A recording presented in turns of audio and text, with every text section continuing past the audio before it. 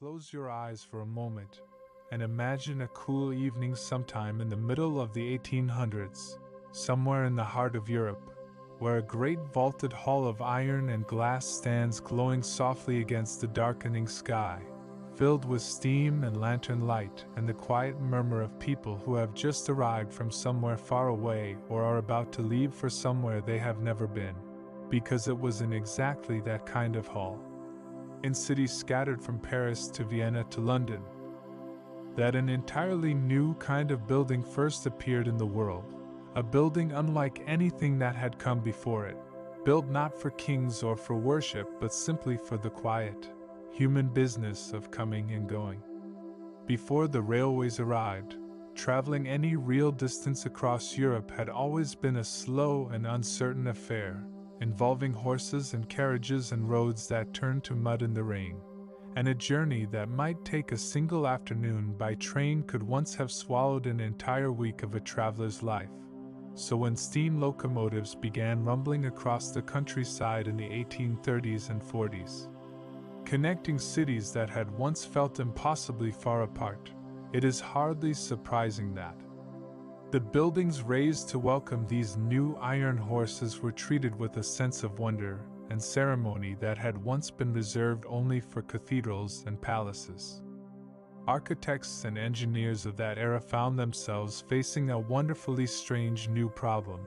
because no one had ever needed to design a building quite like this before, a place that had to shelter enormous engines and long lines of carriages beneath a single unbroken roof,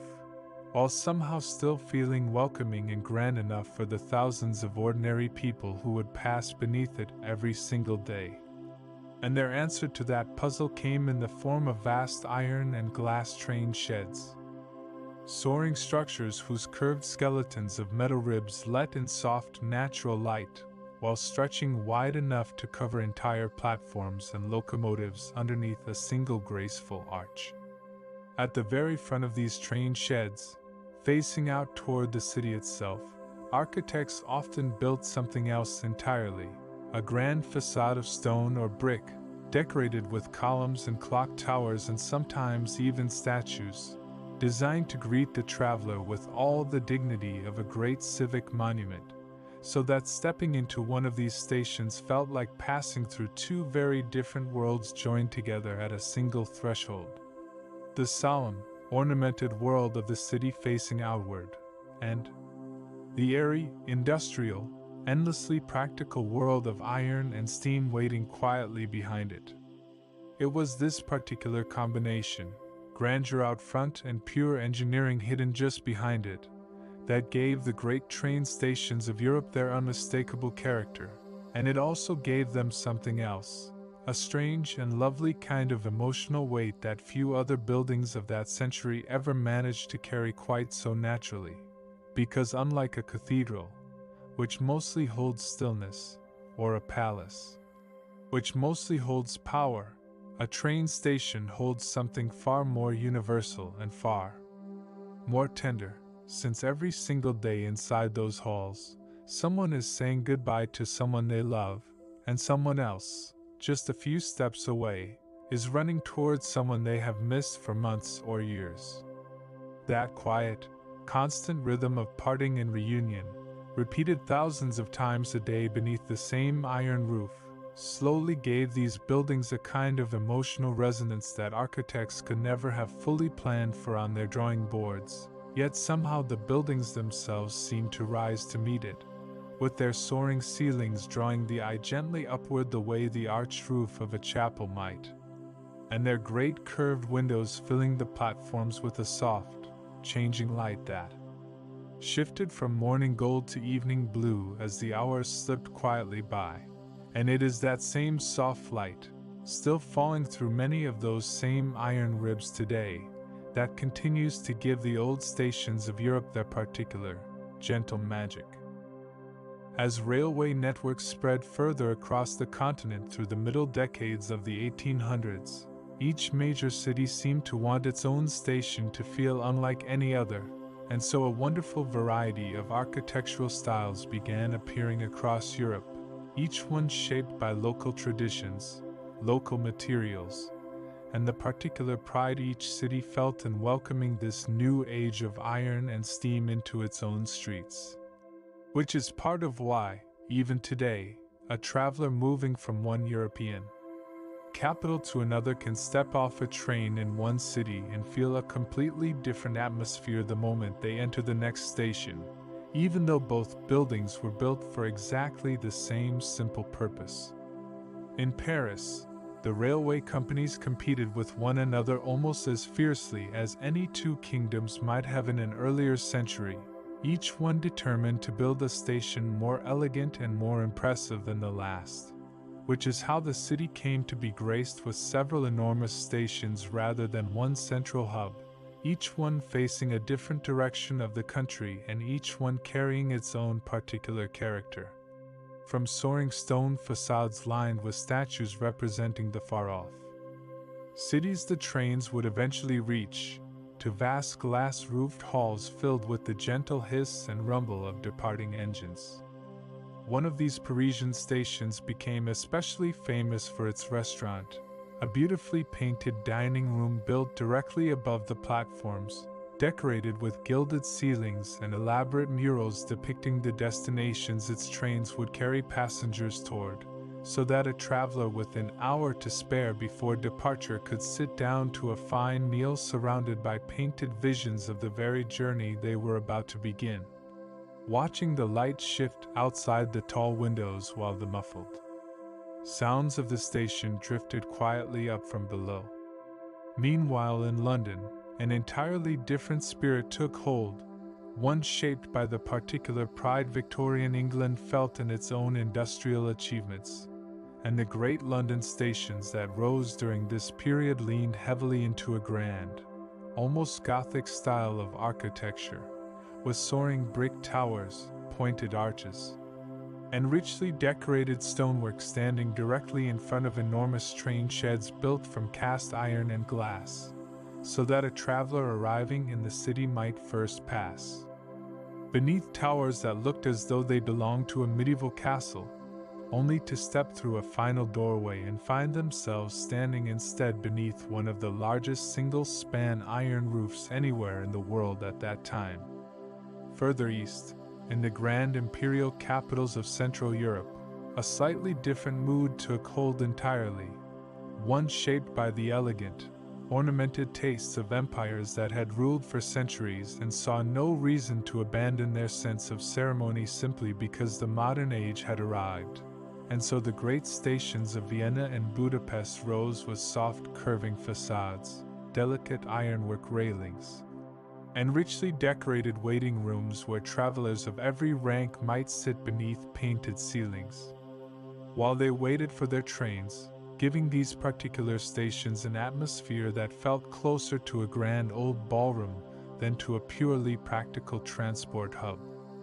And yet, for all these differences in style and decoration, every single one of these stations, whether in Paris or London or Vienna, shared that same quiet emotional undercurrent running beneath all the architecture, that same daily rhythm of goodbyes whispered on one platform and reunions celebrated on another, and it is that shared human rhythm,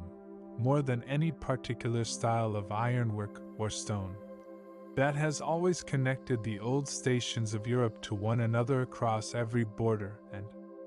every difference in taste, weaving them together into something like a single, continent-wide family of buildings, each one dressed differently but each one holding, underneath it all, exactly the same tender purpose. Step inside one of these grand old stations on an ordinary afternoon sometime in the late 1800s, and you would have found yourself surrounded by a wonderfully particular kind of life, a life that existed nowhere else quite so vividly, since a busy railway station of that era gathered together an extraordinary cross-section of society all within the same echoing hall. Farmers traveling to sell their goods in the city standing only a few feet away from wealthy families departing for a seaside holiday, soldiers heading toward new postings mingling with students returning home for the summer, and porters and vendors and clock keepers weaving quietly between them all, keeping the whole enormous machine of arrival and departure running as smoothly as the trains themselves. At the very center of most of these stations stood a great clock, often mounted high on the wall above the main concourse or set into a tall tower visible from streets away. And that single clock quietly became one of the most important objects in the entire building, since an entire web of schedules and connections depended on everyone inside the station trusting that same steady, ticking authority.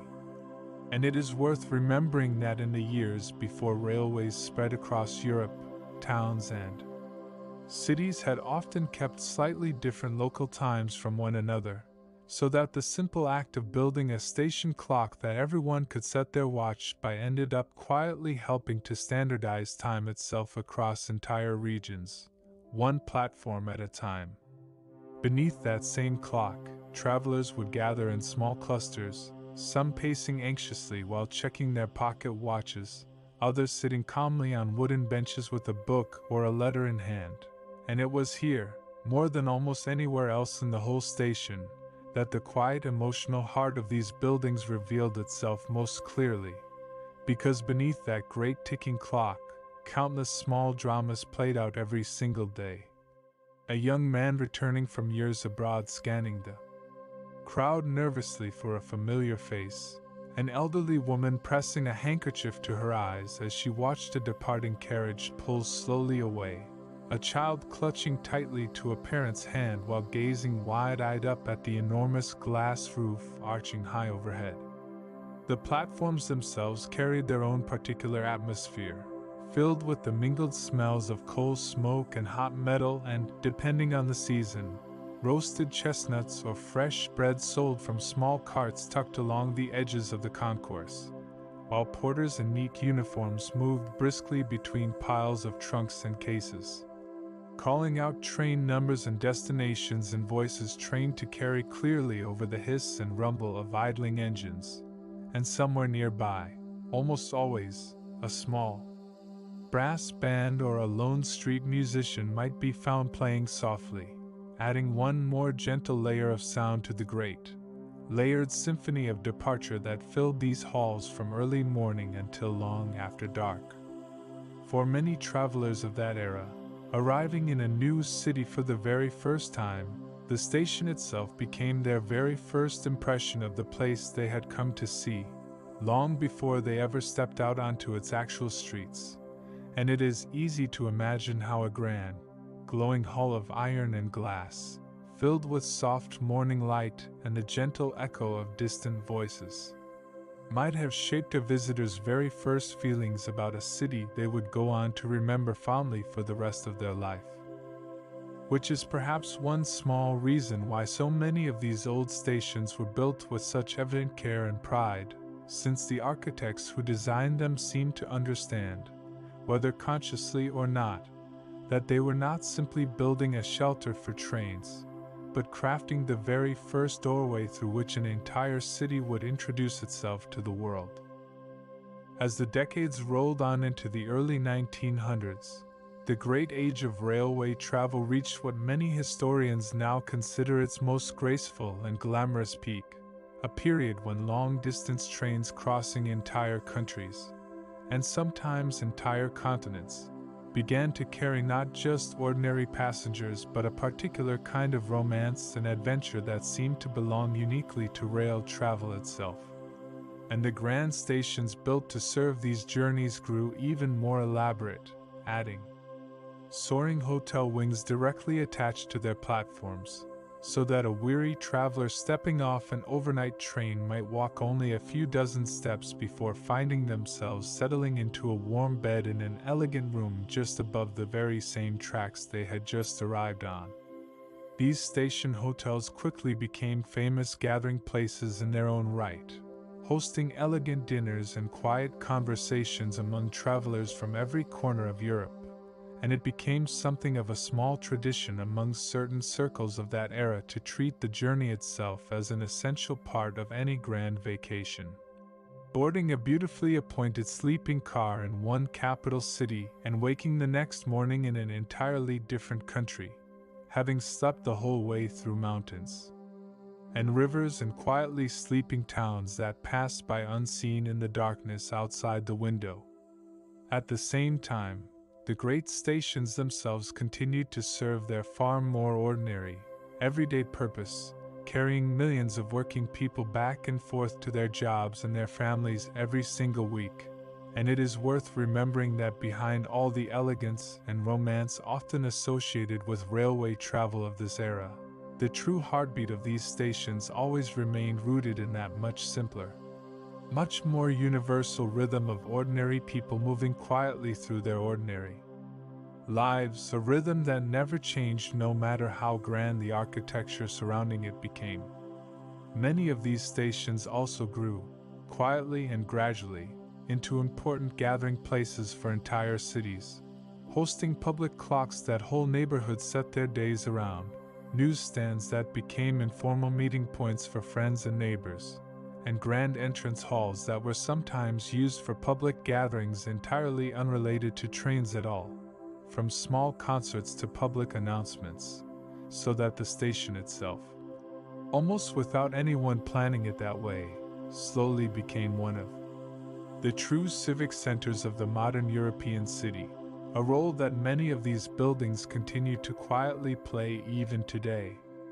Meanwhile, the engineering behind these stations kept advancing in its own quiet way, with iron slowly giving way to steel, and steam locomotives eventually giving way to electric trains. Yet remarkably, many of the great train sheds and grand facades built during those earlier decades of iron and stone were kept standing rather than torn down, since the cities that had grown up around them had, by this point,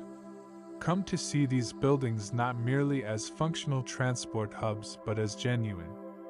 landmarks, structures that had quietly become woven into the identity and the memory of the city itself, standing as proudly in photographs and postcards as any ancient monument or cathedral might. And so, even as the 20th century brought faster trains, different fuels, and eventually entirely new forms of travel altogether, the great stations built during that first golden age of rail continued standing exactly where they had always stood, their iron ribs and glass roofs still catching the same soft shifting light of morning and evening, still sheltering the same quiet, endless rhythm of arrivals and departures that had defined them from the very first day their doors ever opened to the public. By the middle years of the 20th century, many of these grand old stations faced a rather different kind of challenge, one that had nothing to do with trains at all, since the cities growing up around them had, in many cases, expanded far beyond anything their original builders could ever have imagined, and some of these older buildings, once standing proudly at the very edge of a growing city, now found themselves surrounded on every side by new streets, new buildings, and new demands that their original architects had never needed to consider. Some of these stations were modernized quietly and carefully, with their original iron and glass structures cleaned and restored, while newer, more efficient equipment was installed to serve the faster trains and the larger crowds of a busier modern age. And in many cases, the cities that owned these buildings made a very deliberate choice to preserve their old architectural character even while updating everything necessary underneath, understanding that something valuable and irreplaceable would be lost if these grand old halls were simply swept away in favor of something more plainly modern. Other stations faced harder moments, particularly during the middle decades of the century, when a number of these grand old buildings were threatened with demolition entirely, as some city planners of that era began to see them as old-fashioned relics standing in the way of newer, more efficient transportation systems, and it took the quiet, determined efforts of architects, historians, and ordinary citizens who loved these buildings to convince their cities that something truly precious was at stake, arguing that these stations were not simply outdated machines for moving people but genuine works of art and memory that deserved to be protected and cared for rather than torn down and forgotten. In several notable cases across Europe, these preservation efforts succeeded only after long and passionate public debate, and the stations that were saved during this period often went on to become even more deeply cherished afterward, precisely because their communities had come so close to losing them. A little like a favorite letter or photograph that suddenly feels far more precious the moment you realize it might have been lost forever, and cities that once nearly demolished their old train sheds later found themselves restoring the very same iron and glass with enormous care and pride, celebrating them as treasured landmarks rather than outdated obstacles. Some of these older stations, meanwhile, gradually stopped serving as working train stations altogether, as railway networks shifted and modernized around them, yet rather than standing empty and forgotten, several of these beautiful old buildings found new and thoughtful second lives, transformed gently into museums, concert halls, or covered public markets, their soaring iron roofs still sheltering crowds of people below. Only now those crowds gathered to admire paintings or listen to music. Rather than to wait for a departing train, a quiet, graceful kind of transformation that let these buildings continue serving their cities in an entirely new way while still honoring the architecture that had made them special in the first place. And so, through all these changes across more than a century,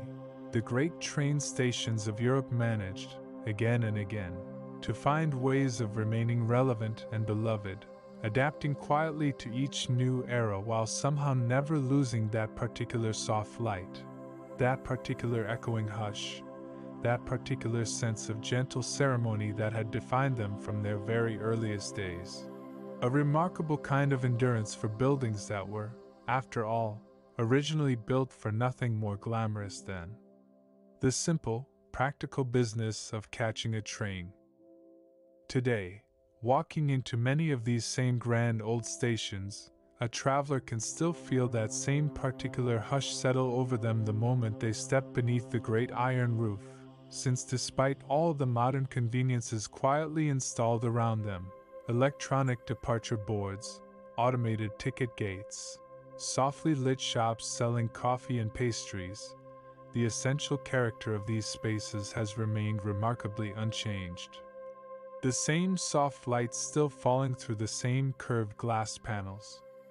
Overhead, the same gentle echo of footsteps and distant announcements still drifting across the same wide stone floors that travelers have crossed for well over a century. Many of these stations have become, in their own quiet way, beloved symbols of the very cities that house them, appearing on postcards and in films, admired by architecture students and casual visitors alike, who come simply to stand beneath the great arched ceiling and look upward at the same graceful ironwork that once amazed travelers stepping off their very first railway journey. And it is a lovely thing to consider how a building originally designed purely for practical purposes, sheltering engines and platforms from the rain, has ended up becoming something closer to a quiet, everyday cathedral, a place where beauty and usefulness have managed to live comfortably side by side for well over 100 years. The rituals of arrival and departure that once defined these stations have, in their own gentle way, remained remarkably unchanged too, since even now, beneath those same soaring roofs, someone is always saying a quiet goodbye on one platform while someone else, only a short distance away, is breaking into a wide smile at the sight of a familiar face stepping down from a train, and it is that same tender, universal rhythm, repeated quietly thousands of times a day, that continues to give these old stations their particular emotional warmth, a warmth that no amount of modernization has ever quite managed to erase. Visitors who take the time to look closely often notice small details that hint gently at the station's long history, an old iron column bearing the maker's name from more than a century ago, a faded mosaic tile pattern preserved carefully underfoot, a grand old clock still keeping time high above the concourse just as it always has, and these small quiet details offer a particular kind of pleasure to anyone curious enough to notice them, since they serve as gentle reminders that the very ground beneath a traveler's feet has been quietly witnessing the same small dramas of farewell and reunion for well over 100 years, long before that traveler's own journey ever began. Photographers, too, are often drawn to these grand old halls since the particular quality of light that filters down through their curved glass roofs, especially in the softer hours of early morning or late afternoon, creates a quiet, golden atmosphere that feels almost impossible to capture anywhere else. A light that seems to fall just as gently on a hurried commuter checking their phone as it once fell on a Victorian gentleman checking his pocket watch, binding together, in one soft beam of afternoon sunlight, more than a century of travelers who have all, in their own way, passed quietly beneath the very same roof. And perhaps it is this quiet continuity, more than any particular architectural detail, that gives the old train stations of Europe their lasting, gentle magic, the simple, comforting knowledge that whatever else has changed across more than 100 years of history, the essential human moments that these buildings were built to hold, the goodbyes, the reunions, the quiet waiting, the soft rush of relief when a familiar face finally appears through the crowd, have remained exactly the same, patiently repeating themselves beneath the very same iron and glass, evening after evening, for well over a century. There is something particularly lovely about visiting one of these grand old stations late in the evening, once the busiest rush of the day has quietly passed and only a handful of travelers remain scattered across the platforms, waiting calmly for a late train or simply resting for a moment before continuing on their way, since it is in these quieter hours that the true personality of the building seems to emerge most clearly. The soft echo of a single pair of footsteps crossing the stone floor, the gentle hum of the last few departure announcements drifting softly through the vast, mostly empty hall, the warm glow of a few remaining lights reflecting softly off the great curved glass roof high overhead.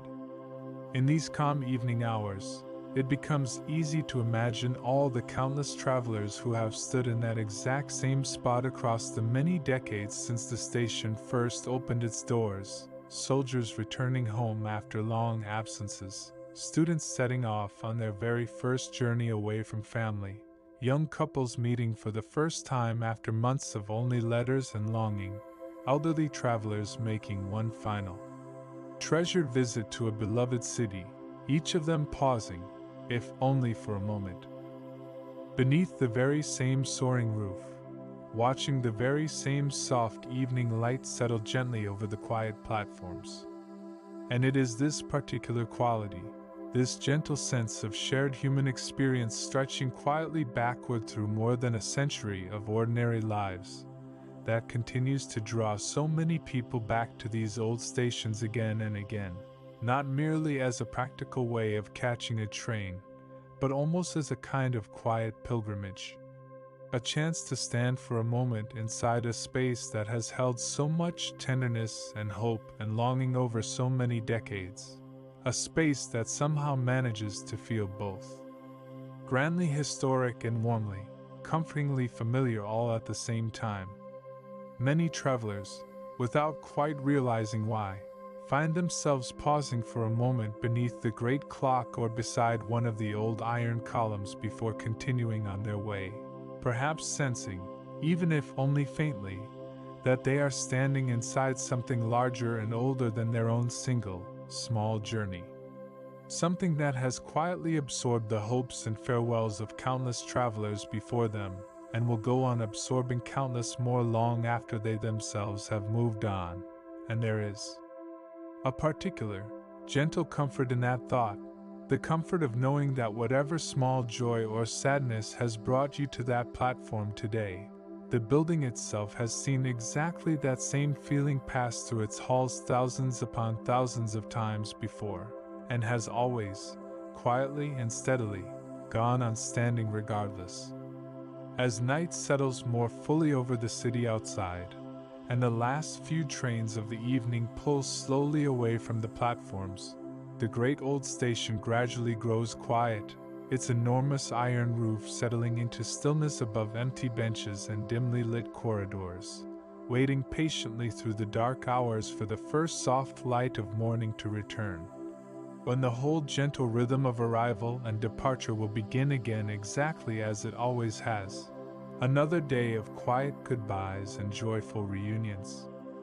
unfolding beneath the very same graceful arches that have sheltered so many decades of ordinary human tenderness before. And so, if you ever find yourself standing inside one of these grand old European stations, whether hurrying to catch a train or simply passing through on your way somewhere else entirely, it might be worth pausing, just for a moment, to look upward at the great curved roof of iron and glass stretching high above you, and to think quietly about everyone who has stood in that very same spot before you. The countless small farewells and countless small reunions that this same soft light has gently witnessed across more than 100 years of ordinary human life. These buildings were never meant to be simply practical shelters for trains and travelers, though of course they have always served that purpose faithfully and well. But somewhere along the way, almost without anyone quite intending it, they became something gentler and more meaningful too, quiet witnesses to some of the most tender moments any of us ever experience. The joy of seeing a loved one step down from a train after a long absence. The soft ache of watching someone we care about disappear slowly into the crowd, the quiet hope of setting off towards somewhere entirely new. It is a comforting thought, in its own quiet way, to imagine all of these grand old halls still standing tonight, scattered gently across the cities of Europe, their great iron roofs settling slowly into the stillness of evening, their platforms resting quietly beneath the soft glow of a few remaining lights, waiting patiently, as they always have, for tomorrow's first light and tomorrow's first gentle rush of arrivals and departures. And perhaps that same soft, patient rhythm, repeating itself endlessly beneath those same graceful arches, night after night and decade after decade, is exactly the kind of thought that can carry you gently toward your own rest tonight. The quiet knowledge that somewhere across the world, an old station is standing calmly in the dark, its great glass roof glowing faintly under the moonlight, holding within its quiet walls more than a century of small farewells and small joys, patiently waiting. Just as you now drift toward your own peaceful sleep, for the soft return of morning light.